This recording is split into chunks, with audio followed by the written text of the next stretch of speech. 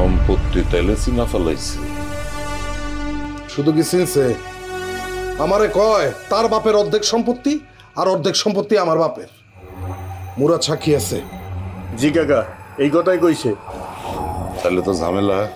আব্বা, আমার মনে হয় কি জানেন, আমরা অযথা সময় নষ্ট করতেছি। ওরা ফেলায় দে, ওর তো তিন কুলে কেউ না আব্বা, মায়েরা ফেললেও কোনো ঝামেলা হইব না। লতা পাতা বাইতে দিলেই ঝামেলা বড় হয়ে যায়। আরে না, ডাইরেক্ট মার্ডার করলে পুলিশই ঝামেলা মারবো। মার্ডার করতে গেলে আমাকে কৌশলে করতে হবে। তাহলে করেন আপা। মাথায় একটা বুদ্ধি আসছে, খাবার বিষ মিশাই দিই। মইরা যাওয়ার পরে সবাই আমরা বুঝাই করতে পারুন, কান্নাকাটি করে করতে পারুন স্টক করে মরে গেছে। হ্যাঁ, মামলা ডিসমিস, আসামি খালাস। এটা একটা ভালো বুদ্ধি। মানুষ মারার বুদ্ধি আপনার পোলার চাইতে আর কেউ ভালো করতে পারে না। আপনি অপেক্ষা করেন, আমি 10 মিনিটের মধ্যে কেলা পথে ঘুরে দিতেছি।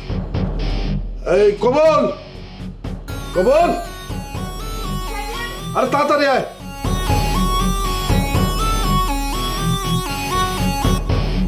ঘরে খাবার কি আছে রে? খাবার তো কিছু নাই।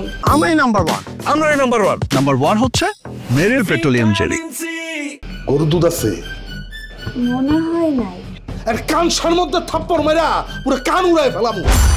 পাউল কেনানকার, যখনই কিছু চাই তখনই নাই নাই করস। আমি সকালবেলা ঘরে দেখছি ঘরে গরুর দুধ আছে। এখন একটা কাম করবি, 1 গ্লাস গরুর দুধ গরম করে নিয়ে আসবি। আরে সব সময় তুই তোর বোনের সাথে এরকম করে কথা কস? হ্যাঁ আমা, যা একটু দুধ গরম করে একটা গ্লাসে করে নিয়ে আস। দুধ খাবে কে? তোর স্বাস্থ্য ভাই বিদেশ থেকে আসছে না, তার একটা আলাদা খাতির যত্নের দরকার আছে না।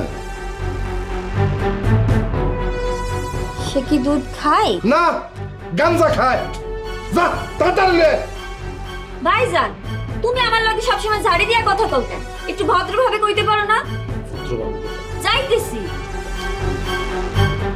আব্বা, আমার মাঝে মধ্যে মনে হয় কি জানেন, কবুল আমার বোন না, আপনি ওরা ডাস্টবিনের থেকে কুড়ায় নিয়ে আসছেন। মাথায় বুদ্ধি এত কম।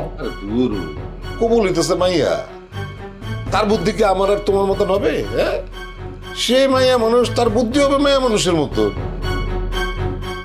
কিন্তু কবির, তুই যে কামটা করতে যেতেছস খুব সাবধান, কোন রকম ভেজাল জানি না হয়। আব্বা, আপনি আমার উপর আস্থা রাখতে পারেন।